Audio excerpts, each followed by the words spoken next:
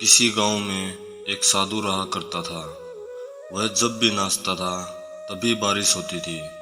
इसलिए गांव के लोगों को जब भी बारिश की जरूरत होती तब यह लोग उस साधु के पास जाते और उनसे अनुरोध करते कि वह नाचे। और जब वह नाचने लगते तो बारिश जरूर होती थी। कुछ दिनों बाद 4 लड़के शहर से गांव में घूमने आए। जब उन्हें यह बात पता चली कि किसी साधु के नाचने से बारिश होती है तो उन्हें यकीन नहीं हुआ। शहरी पढ़ाई लिखाई के घमंड में उन्होंने गांव वालों को चुनौती दे दी कि अगर हम भी नाचेंगे तो बारिश होगी, और अगर हमारे नाचने से बारिश नहीं हुई तो साधु के नाचने से भी बारिश नहीं होगी। अगले दिन सुबह सुबह गांव वाले उन चारों लड़कों को लेकर साधु की कुटिया के पास पहुंचे। गांव वालों ने साधु को सारी बात बताई। फिर उन लड़कों ने नाचना शुरू किया। पहले लड़के ने नाचना शुरू किया। आधा घंटा बीत गया। फिर पहला लड़का थक कर बैठ गया, पर बादल नहीं दिखे।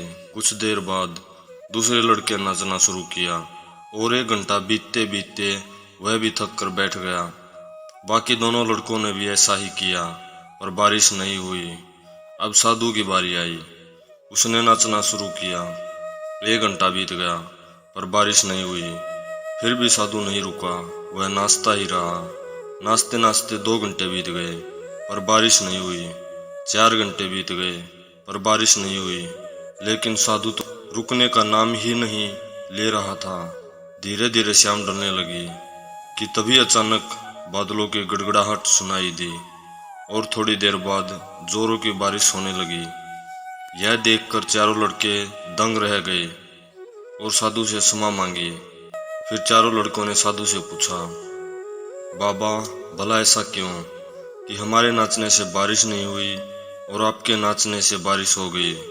साधु ने उत्तर दिया, जब मैं नाचता हूँ तो 2 बातों का ध्यान रखता हूँ। पहली बात तो मैं यह सोचता हूँ कि अगर मैं नाचूंगा तो बारिश को होना ही पड़ेगा, और दूसरी यह है कि मैं तब तक नाचूंगा जब तक कि बारिश न हो जाए। सफलता पाने वालों में भी यही गुण विद्यमान होता है। वे जिस काम को भी करते हैं उसमें उन्हें सफल होने का पूरा भरोसा होता है, और वह तब तक उस काम को करते हैं जब तक उस काम में सफल न हो जाएं। इसलिए अगर हमें सफलता हासिल करनी है तो इस साधु की तरह ही अपने लक्ष्य को प्राप्त करना होगा।